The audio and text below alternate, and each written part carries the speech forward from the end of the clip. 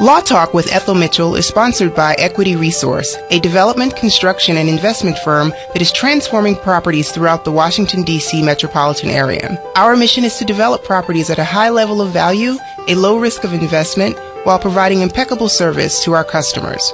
When you're ready to sell, renovate, or invest in a property, choose Equity Resource. Call us today at 202-621-6632 or visit our website, equityresource.net.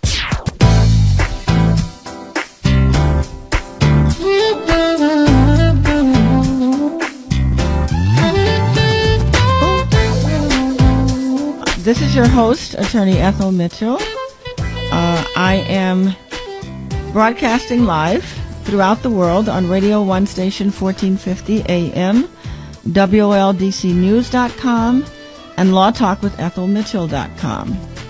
You can also listen over the free TuneIn app, and I also understand that 1450 has their own app now that you can also download. So, welcome.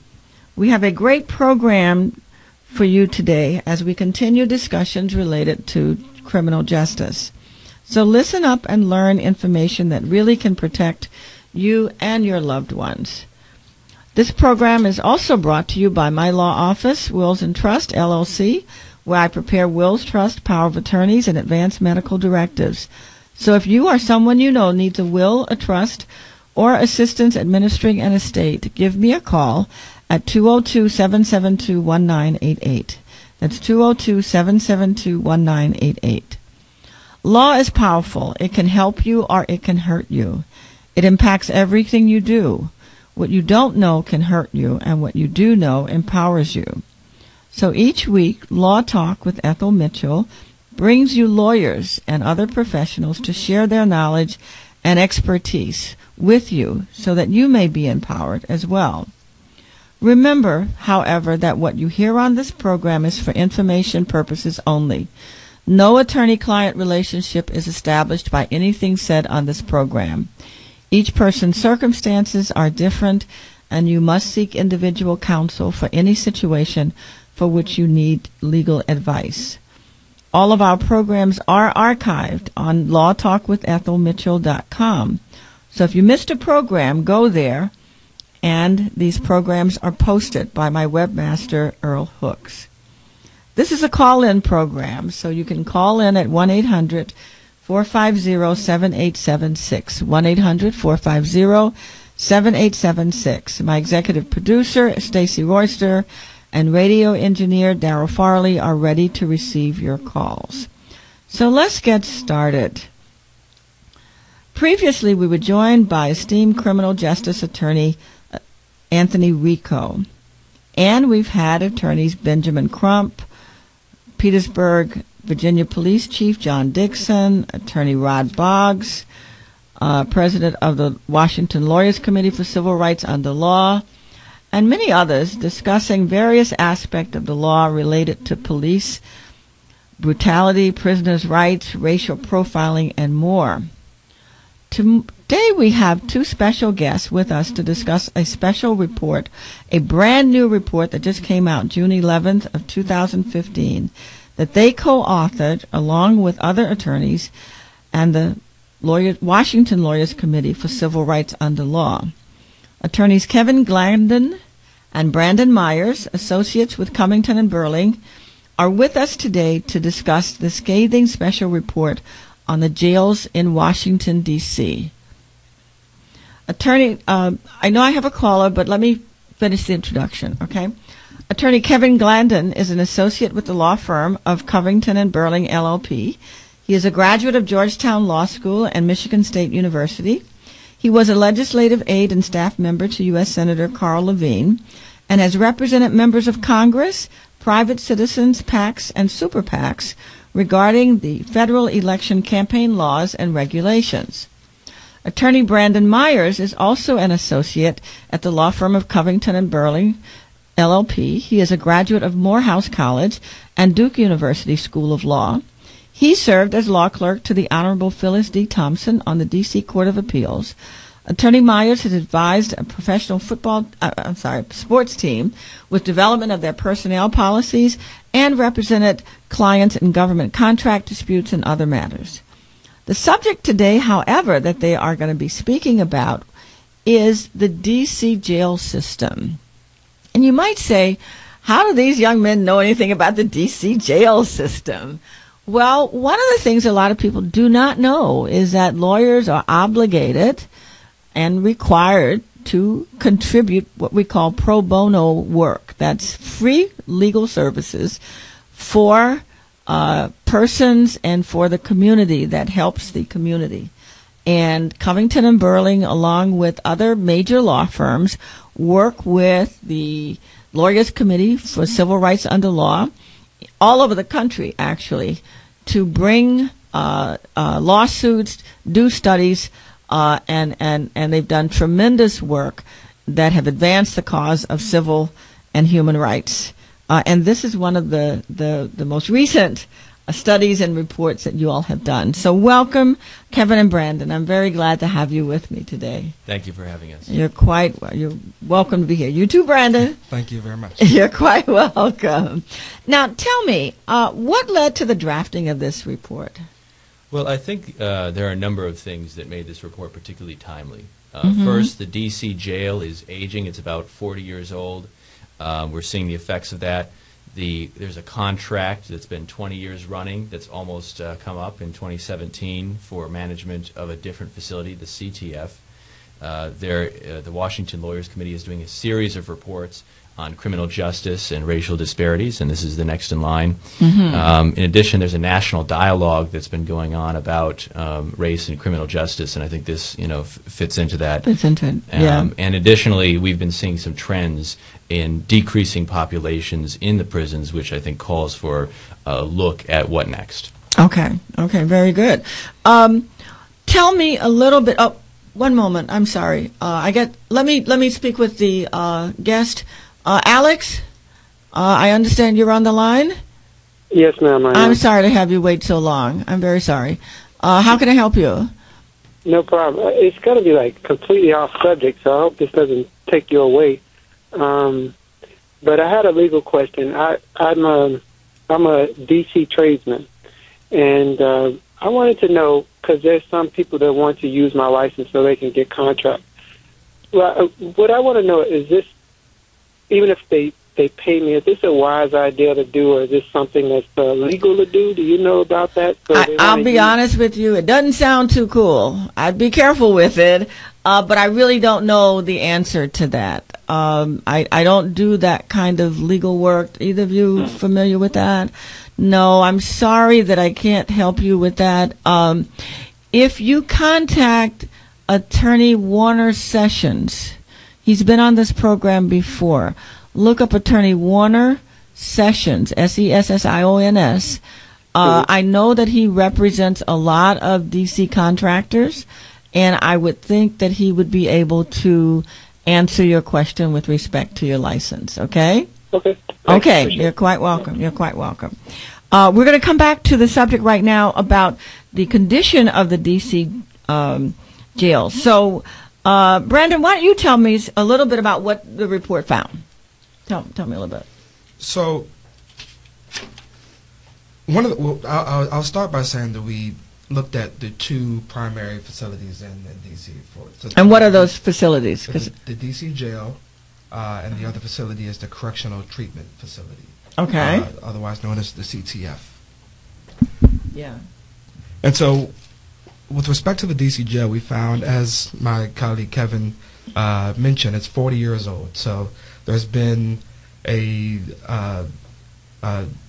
various issues with the actual physical infrastructure. Okay.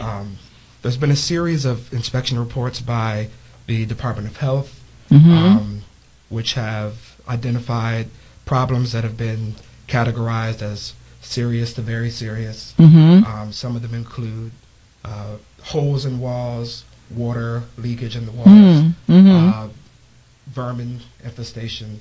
And so our report, the findings came from both those reports as well as going to visit and see the facilities. So you actually saw the facilities yourself, but you reviewed the reports of other agencies that have investigated the facility itself. Is that correct? Yes. That's right. Okay. So tell us what exactly did you find? Kevin, you can. Yes. Sure. Well, so as Brandon mentioned, what we found is that we looked at 10 different sets of inspections. The findings were alarming and consistent.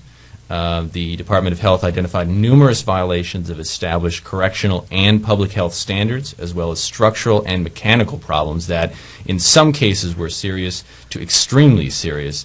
Vermin pests, sanitation issues in the kitchen and showers, numerous parts of the medical facility were dirty or damaged, and a lot of these issues might be termed sort of poor housekeeping issues, but there were also serious problems that were more physical in nature, more structural. There were openings in walls, damaged concrete, mold from leaking walls, and so on. And the Department of Corrections actually reviewed our report and responded to it, and one of the things that it acknowledged in its response is that some of the issues were out of its control due to the age and deterioration of the physical structure. Oh my goodness. So they're saying they really can't do a whole lot about it. That's what it sounds like, yes. Oh my God. How many people are in these facilities?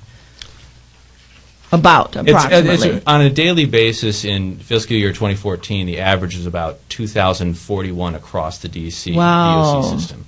So how do people get to these facilities? Sure. Well, and Brandon, feel free to jump in if you'd like. But basically, there are different populations here.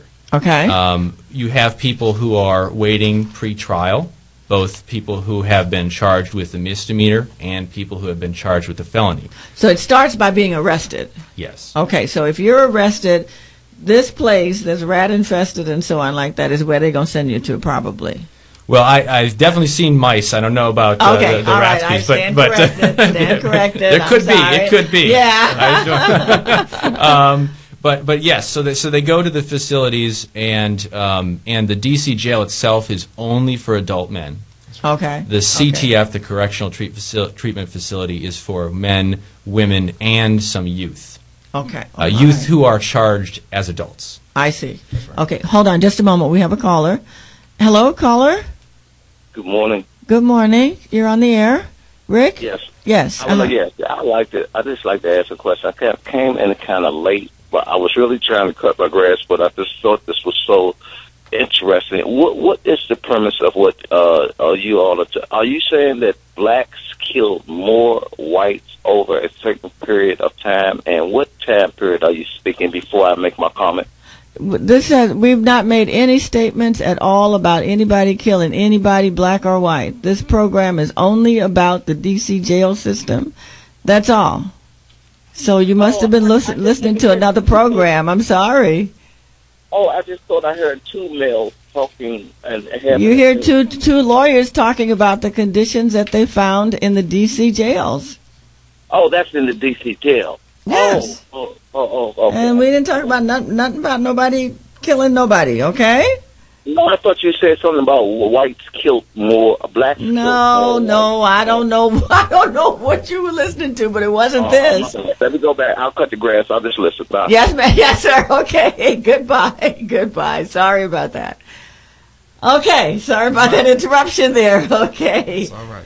Okay. So we have that you are, when someone's arrested, they're taken to the facilities that you all examined, right? Yeah. And they stay there while they're waiting to come before the judge, and for whatever pretrial, if let's say they can't make bond, then they stay there. Is that correct?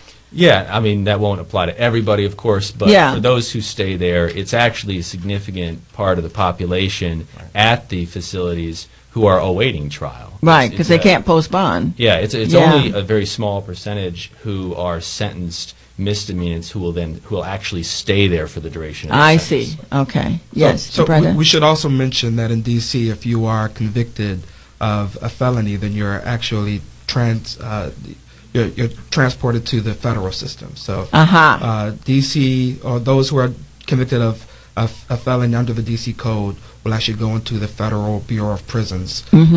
So much of the population in the D.C. jails are those who are awaiting trial for any crime and those who are sentenced misdemeanor. So misdemeanor sentences. Right. So if you are convicted of a misdemeanor, then you stay in the D.C. system. If you're convicted of a felony, then you may be awaiting your transfer. You could still be there, but you're going to be transferred into the federal prison system. Okay. Thank you for clearing that up. So now, what are some of the conditions that you all found? What are some of the other conditions that you all found? I want you to describe it to my my audience, please. So, I mean, in addition to some of the issues that we talked about with the physical infrastructure, some of the programming and the way that they're responding to problems were also notable and in some ways problematic. So between November 12th and August 2013, 4 prisoners at the D.C. jail committed suicide, and that brought the suicide rate to 3 times the national average. So as a result of that, there was a report that was commissioned and written that was called the Hayes Report, which found, among other things, that the response to some of the suicide was not the most effective response. So it found that the precautions that were taken with respect to prisoners who were possibly suicidal were actually overly restrictive and seemingly punitive. The Hayes Report found that it was obvious that these punitive measures were premised on a misguided belief that most inmates who threatened suicide and or engage in self-injurious behavior, that it was simply manipulative. This idea that the behavior was manipulative, and that the overly restrictive and punitive aspects did not actually deter such behavior. So part of what we looked at was how the D.C. jail, or how the D.C. Department of Corrections has responded to that report and trying to better their responses to the rate of suicide. Right, and let me just jump in and say that, as Brandon was saying, the concern that the expert found is that the corrections officers didn't believe that the suicide issues were real. And the expert said, no, they are real. You need to take them seriously. That's important, that's important.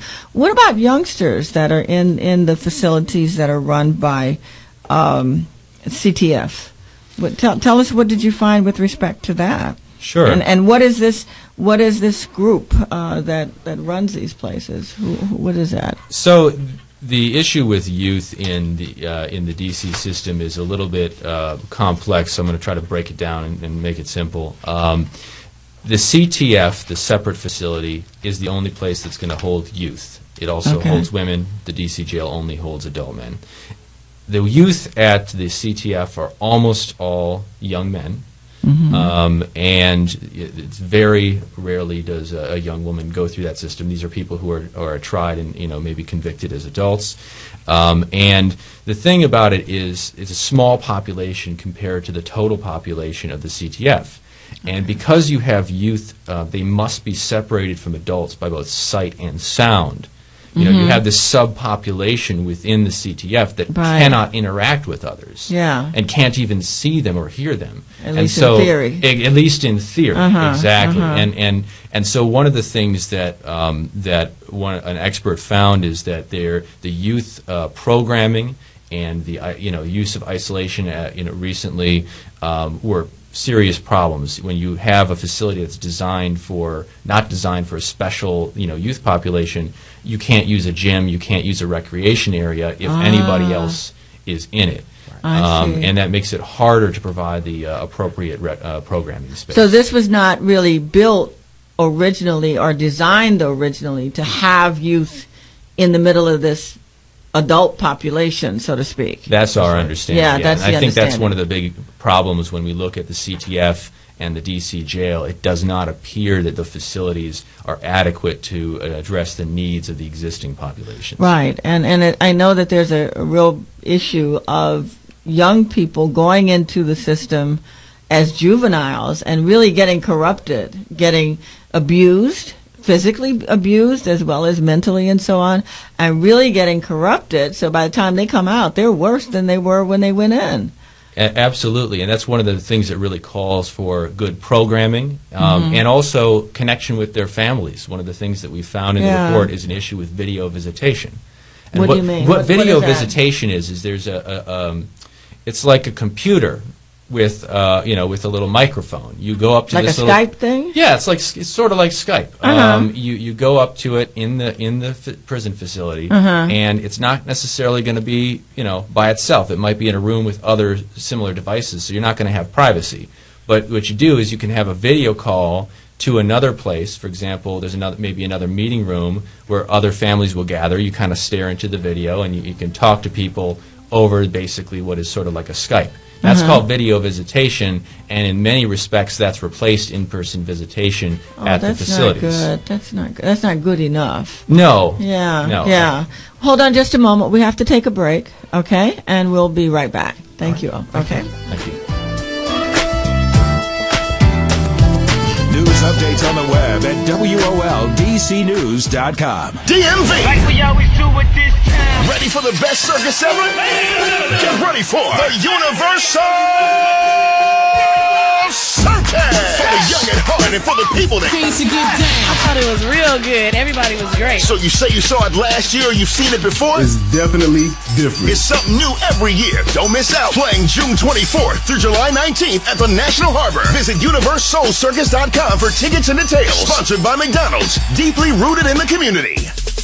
Mark your calendar to attend the District of Columbia's We Are Housing, We Are Community 7th Annual DC Housing Expo and Home Show on Saturday, June 27th from 11 a.m. to 5 p.m. at the Walter E. Washington Convention Center, 801 Mount Vernon Place Northwest. This event is sponsored by the DC Department of Housing and Community Development in partnership with the Greater Washington Urban League and is free and open to the public. You'll meet certified housing counselors, realtors, lenders, property managers, nonprofit housing organizations, and over 100 exhibitors in the housing industry. You can attend free cooking classes, learn how to upgrade the design of your home economically, seminars on financial literacy for teens and seniors, receive tips on the home buying process, and get a free credit report, all under one roof. We'll raffle off all kinds of exciting prizes. The 7th Annual DC Housing Expo and Home Show on Saturday, June 27th from 11 a.m. to 5 p.m. at the Walter E. Washington Convention Center, 801 Mount Vernon Place Northwest. For more information, visit www.dhcd.dc.gov or call 202-442-7200. Don't miss it.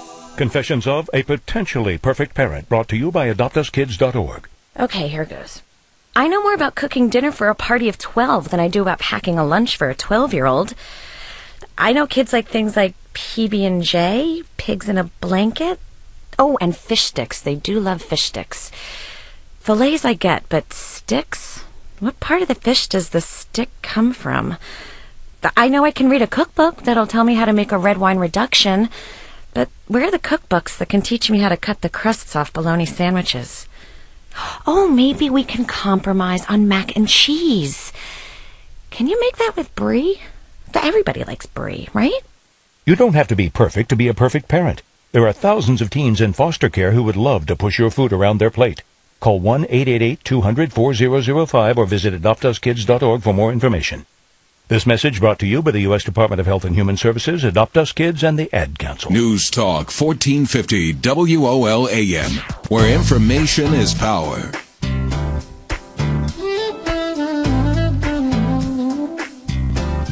Welcome back. Welcome back. You're listening to Law Talk with Ethel Mitchell. I'm your host, Attorney Ethel Mitchell, and we have as our guest today Attorney Kevin Blandon, and totally messed up your name, sorry, and Attorney Brandon Myers. They are talking with us about a report that they just did with reference to D.C. prisoners' conditions of confinement in the District of Columbia. Kevin, would you tell us where we can find this report? Absolutely. First of all, while we're... Sure. The Washington Lawyers Committee has the report on its website. The Washington Lawyers Committee you can find by searching online or by typing in www.washlaw.org. That's WASHLAW.org. On the first page, there is a big D.C. flag that says conditions of confinement. Click on that, and there will be a link to the report. Is right there. Okay, very good, very good. We were talking more about, conditions of confinement, and Brandon, you were getting ready to tell us a bit more about what your report found. Tell us about what you found, please. Sure. So, as we mentioned, the CTF, which houses both men, women, and juveniles, is actually run by a private contractor called the Corrections Corporation of America. And they were awarded a 20-year contract with the District of Columbia in 1997. So, as we mentioned, part of the reason or the timeliness of this report is that we're now coming upon the 20-year mark of this contract. And so in 2017, there'd be a choice whether to renew the contract or to return the correctional treatment facility back to DC's control. And what was your finding or recommendation, if anything, with respect to renewing this contract? Sure. So we recommend that it actually be returned back to the department the DC Department of Corrections control for a few reasons. So not renew the contract Correct. with this private company, That's right. but to bring it back under the control of the DC government. That's right. Okay. And why did you say that? So since CCA, the Corrections Corporation of America, has had this contract with DC, there's been a series of issues throughout the country. They actually run about 52 correctional facilities throughout the country. And there's been a series of allegations of substandard services. CCA has been the subject of lawsuits concerning its operation of prisons. In one facility in Idaho, it's been known as the Gladiator School because of the rate of violence that occurred there. There have been mistaken releases of prisoners. Mm-hmm.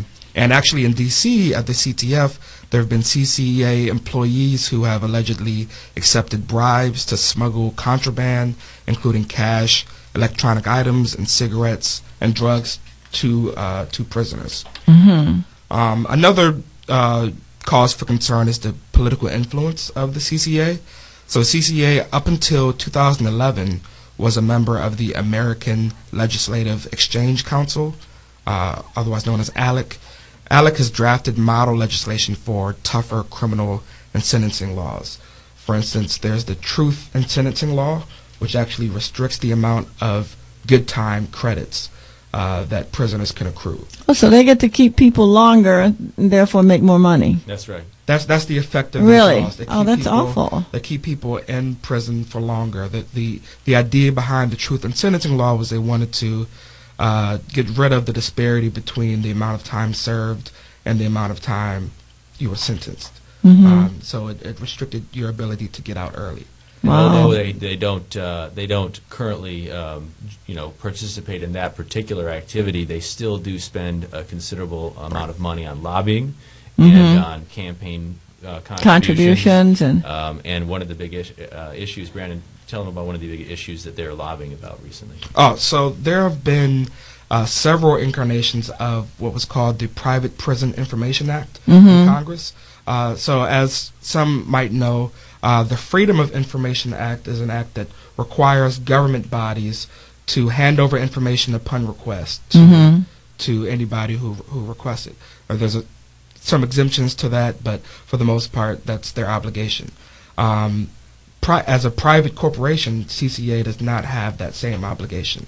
So they are not required to be as transparent as the government. There have been efforts to subject them to a similar. Well, they type should of be. They're obligation. doing a government function. Right. So, in every time that it's been introduced in Congress, the Corrections Corporation of America has spent actually $7 million in total to fight against any type of enactment of a Private Prison Information Act. Did you all find out how much D.C. government pays these people? So that actually is one of the points that relates to a recommendation we have about greater transparency. We were able to obtain the contract itself plus a number of modifications to that contract, and we made an estimate of how much it should be paid or how much it looks like it's been paid based on the recent figures and a 3% annual increase they have written into the contract. Oh, my. Yeah, I wish I could get Wow, that. yeah, really. So based on our calculations, it appears that they're paid on a prison per diem per person, Per person, per diem. Per diem. And it looks like for 2014, it was approximately $83.45, which compared to the Corrections Corporation's reported average across the nation, it's approximately 31% higher than the national average for 2014. So it looks like the DC, jail has been, or the DC system has been paying considerably more than average per diem. Now, that there are some caveats there. DC may be a little more expensive than some other jurisdictions. I don't know. Well, I don't know whether or not some. But I mean, total. Do you have any total numbers per year? Sure. How much money that runs to? If you play that out and look at the average population of the CTF, it would have been approximately $14.4 million in 2014. Wow, $14 million. That money could be used by the government to do a better job, I'm sure. Yeah, and it doesn't take into account all of the costs, because when you compare the district's running of a facility to the CCA, the district is actually covering a number of those costs. They've taken over, paying for health services. They've taken over running specifically the youth unit and so forth. So this is a big question when people think about what to do next. Mm-hmm. Is it worth it? Right, and I think that I had someone else on that talked about the decriminalization of marijuana. Right, that they had worked also, and if I'm not mistaken, they said that this corporation has been one of the biggest lobbying efforts against decriminalizing marijuana. I don't know, because I guess that's fewer people. Fewer people would be in the jail. The more people go to jail, the more money these people make. So we should know that CCA, their official stance, as we can tell now, is that they don't lobby on criminal issues, but that before 2011 they were still a member of ALEC, and ALEC has had its hand in some of these criminal laws and making tougher sentences for crimes and making sure that drugs, marijuana, remain criminalized. And I should note, I think the company may have it's a public company, so it files with the Securities and Exchange Commission. So we have these reports that we can access online, and they tell us a little information about the company. Not a lot, but a little. And one of the things we found is it appears that based on the concerns that they're kind of self-dealing in the sense that you're pushing for policies increasing confinement, which then benefits them, they seem to have switched over in 2011, but as Brandon was saying, they're still working, they're still engaging in lobbying, they're still working on campaign contributions, and their PAC is as well. And so we still have concerns about that. Yeah, and there are a lot of issues, apparently, in terms of how the members of the public are treated and taken care of when they go through these facilities and so forth. That's absolutely right. Yeah. Well, let's go back to talking. Well, before we leave this point, though, who makes the decision? And if individuals in the public would like to lobby or have something to say about the renewal of the contract, is that something a private party can do? And if so, how would they do that? They can write their whoever represents them at the D.C. Council. The City Council? The D.C. Council, the City Council, as well as the mayor. They will, the decision will be theirs to renew the contract. To make. And I want to encourage people to get involved in political, be aware of and get involved in politics on a local level, because it makes a difference. It makes a difference if, God forbid, your child is arrested and they have to go through, or your aunt, your uncle, your neighbor has to go into this facility, because you're not guilty just because you're arrested. And even if you are guilty, you're not supposed to be, treated or mistreated, I should say. That's right. Yes. Absolutely. And I think that brings us to another part of our report, which is who is in these facilities. I know we've been having kind of a national conversation about race in the criminal justice system. Yes. And we see that reflected in the demographics of the prison as compared to the demographics of the city. What did you find? Tell me about that. So, for instance, the citywide population is about 49.5% black. But the D.C. prisoner population is 91% black. Wow, that's a huge difference. And conversely, the D.C. population citywide is 43.4% white, and it's only 2.4% white in the prisoner population. That's outrageous. There's definitely a huge disparity there. Right. Big disparity. There really is. And that's consistent with the other programs that we've had where they talked about the arrest rates for African American men in D.C. are hugely disproportionate. That's right. In D.C. And that's based on the D.C. police's own statistics, their own numbers. So that's definitely to be of concern. Absolutely. Yeah. And as we mentioned marijuana before, in 2010, D.C. had the highest overall marijuana possession arrest rate.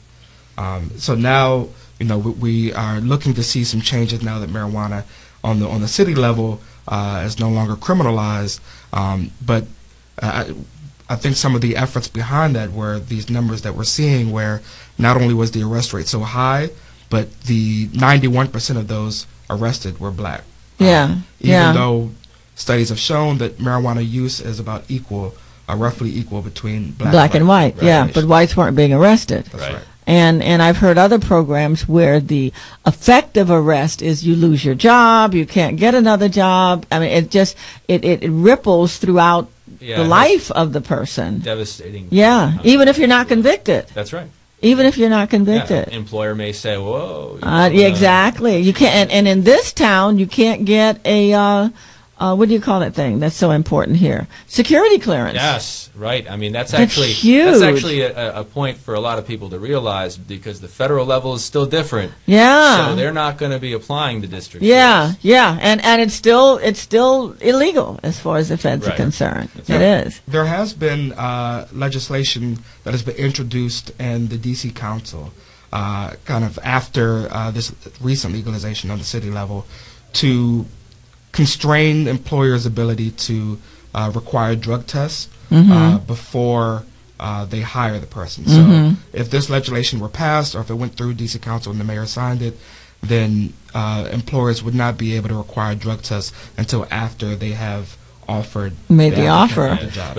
But still. Yeah, exactly. And still. Federal employers would not. Yeah, that's right. They can't constrain the feds. They can't constrain the feds. But what's most important about this is that it is a huge depressant on the lives of especially the young men who get caught up in this system, especially the young men. And I mean, the disparity is shown there too. So DC wide is about 47% male in the city, whereas the DC prisoner population is 92%. 92% male. I mean, so we can kind of get from these numbers that the DC population is the vast majority are black men. Right. And that's consistent with Michelle Alexander's book. Was it the New Jim Crow? Jim Crow. Yeah, if anybody's interested in the issue, they should definitely take a look at that book. I understand we have a caller on the line. Hello? You're on the air. How are you doing? Thank I'm fine, thank you.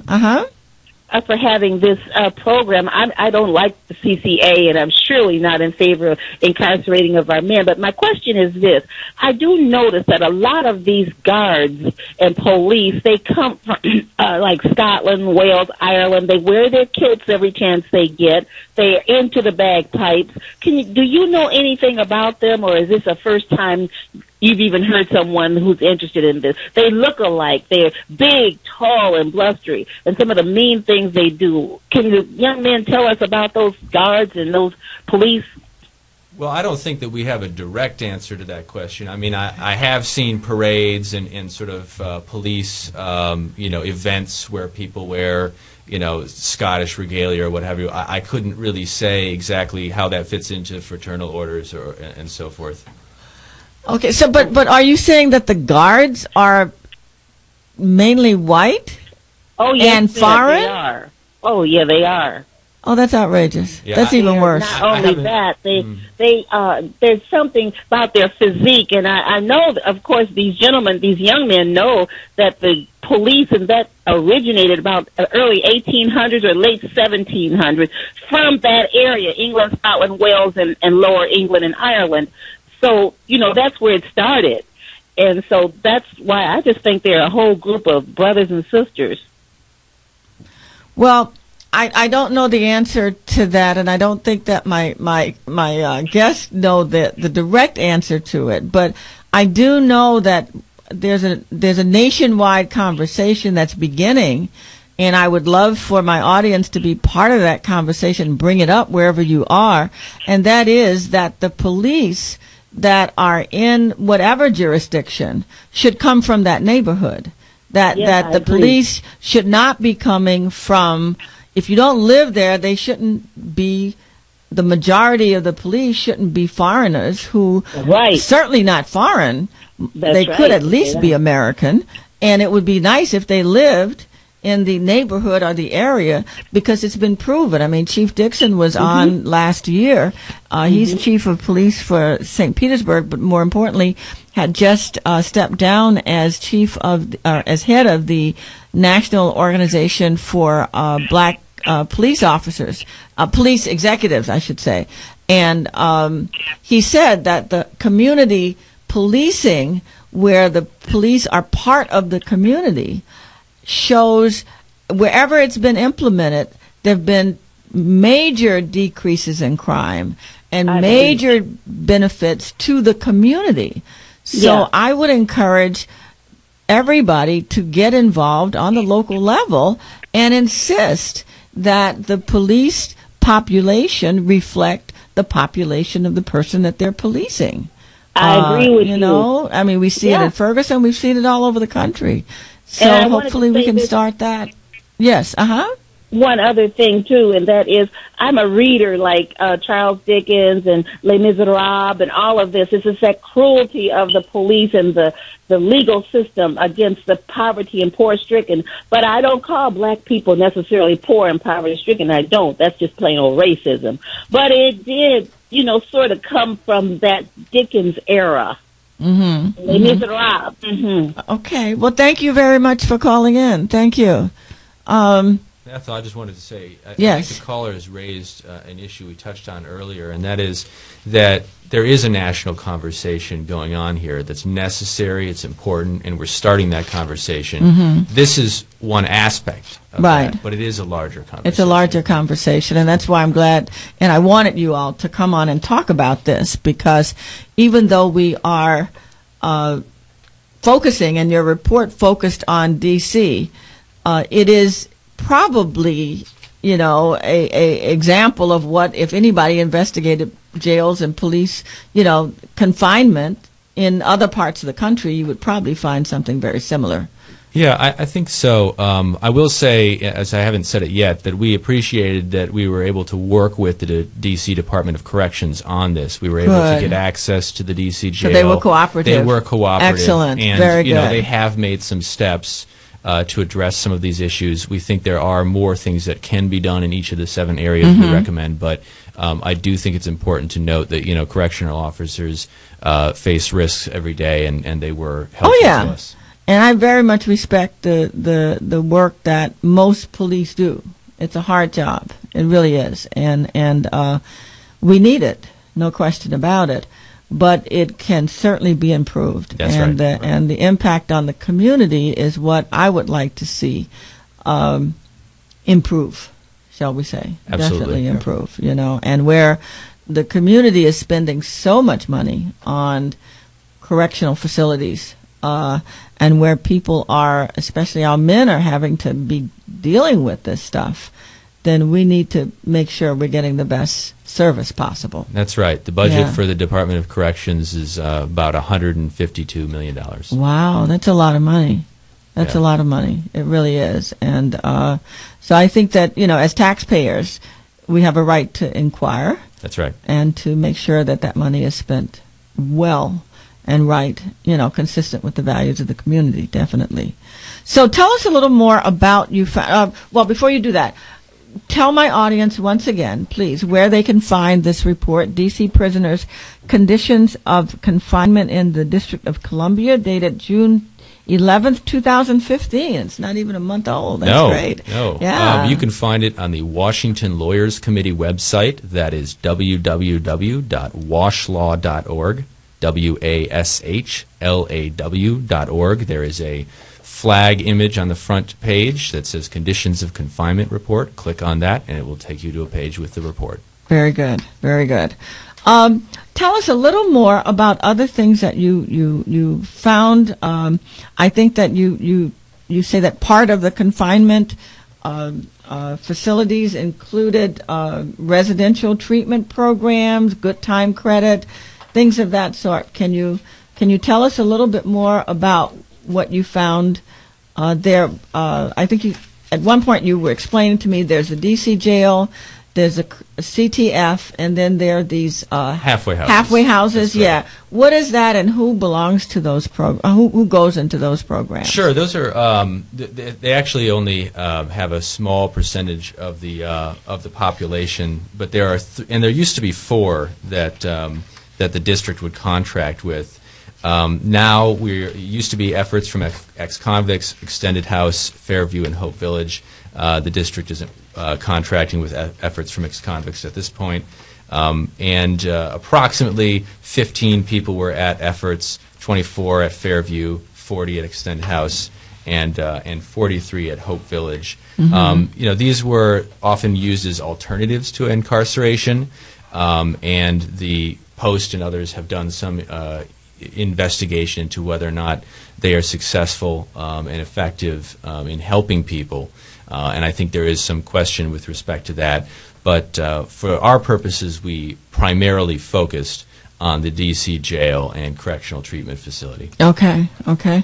What else did you find, Brandon? Sure. And one other thing we focused on, I mentioned earlier, CCA's connection or former connection with ALEC, and ALEC has drafted model legislation that influenced a lot of these truth in sentencing laws, and they restrict good time credit. So we've seen that reflected in the DC code and how they currently have their good time credit restrictions set up. We find that a lot of the restrictions are arbitrary. For instance, the credits may not reduce a prisoner's sentence by more than 15% if the conviction was for a crime of violence. And some of those crimes of violence include the sale of controlled substances. That's called a crime of violence? Yeah, under the D.C. Code. That's correct. Oh, my God. Excuse me. I don't know much about criminal law. Let me not say that. I don't know. But it doesn't sound right to me. Right. Okay? And It doesn't sound right to me. Right. So okay. Credits may not reduce the minimum sentence at all for a specified list of crimes, including that controlled substance. And I should note, good time credit is important because what it does is it allows, if you complete academic and vocational programs. Yeah, those are positive programs. Exactly. Yeah. And it helps you reduce your sentence if you do those successfully. Yeah. So if you limit that, and especially if you limit it in an arbitrary way, it's a fairness issue. It's really not just fair, but I mean it keeps people from having hope. That's right. There's less of a reason to do better for yourself. Right. And it's when you do better, you have more to look forward to when you get out. Right. You know? Yeah. Yeah. Okay, do we have another caller? Oh, okay, thank you very much. I'm sorry. Excuse me. I'm sorry, there. What else did you find? Well, I'll just note just a caveat to the good time credits. As we mentioned, those who are convicted of felonies go to the federal system. So only D.C. Code misdemeanor convicts are subject to this kind of structure of good time credit restrictions. I see. Those who are in the federal system, even including those who are being held pursuant to a felony charge, the federal system for good time credits will govern. I see. Okay. So we're talking about a population now of, on an average, I think your report says, about a little over 2,000 people a day. Across the system. Across the system are subject to these confinement facilities and policies. Having reviewed the reports that you have and haven't, you yourselves went to the jail, is that right? That's right. We were fortunate to be able to take a tour of the jail. Now, of course, we did not go in there with an expectation that we would be able to assess and completely Right. all the aspects. Uh-huh. We're lawyers, and they knew we were coming, so that's Yeah, obviously that's a not whole something- nother thing. But I was talking to a friend of mine who's a lawyer, and this guy is 6'4" and a good 300 pounds, maybe 280 or something like that. And he was saying to me that he had to go into the D.C. jail not long ago, and he was very uncomfortable. He was very, just going in there made him very uncomfortable. It's a very different. I mean, if you've been there before, you know it has a different sense to it. There's lots of locked doors. It's you've got the guards walking around. You walk down hallways, and there's an office that kind of overlooks the hallways as they meet each other, and there's somebody looking out at a window. Lots of screens monitoring the locks and monitoring cameras and so forth. So it's a very different experience. Yeah. And there are when you walk down there, some of the doors have been converted to just be sort of a door with a window in it, and some people would be standing, sort of right next to the window, kind of watching and seeing what's going on. Yeah. And people tend to put people in jail away. They are others, and so we don't deal with them. But those are our loved ones, and they are going to come back into our society. Absolutely. In fact, that's something we saw when we went into the facility. There's a room that we walked by just as we went into one of the facilities that was the video visitation room. Yeah. And you had these booths. They looked like phone booths, Wow. right? Except in a large room, and they had this little window and this video camera and so forth. But you had families, women and children. I assume brothers and sisters and so on, parents, and they're talking there, and they're trying to have these private conversations. With their loved ones who are inside, who are, and we saw on the inside too. There's a room, and you may have one or two people in it at a time, and they're also sitting at one of these things and looking at this window and talking with their loved ones. It's not private, but you feel kind of, you feel. It doesn't seem humane to me. It really doesn't. Tough. It doesn't seem humane at all. I will say that that the video visitation allows people to see their loved ones more than just in person. That's but absolutely not enough. I mean, if you're going to be absolutely. gone for a year or two or something like that, and you can't even see your loved one, that seems inhumane to and we me, understand in my that personal opinion. I think that's a very good point, and we understand that the youth for whom in-person visitation is particularly important, the best well-behaved youth are allowed, once a month in-person visitation. Oh, we have to do something about this. You've been listening to Law Talk with Attorney Ethel Mitchell. This is Attorney Ethel Mitchell. I hope you have enjoyed this. Thank you, young men, very much for coming. You can reach Kevin and Brandon at cov.com. That's Covington and Burling, the law firm, cov.com. And you can find the report on the website for the Washington Lawyers Committee for Civil Rights and Urban Affairs. Have a good week, and we will be back next week. Thank you. Goodbye. Thank you.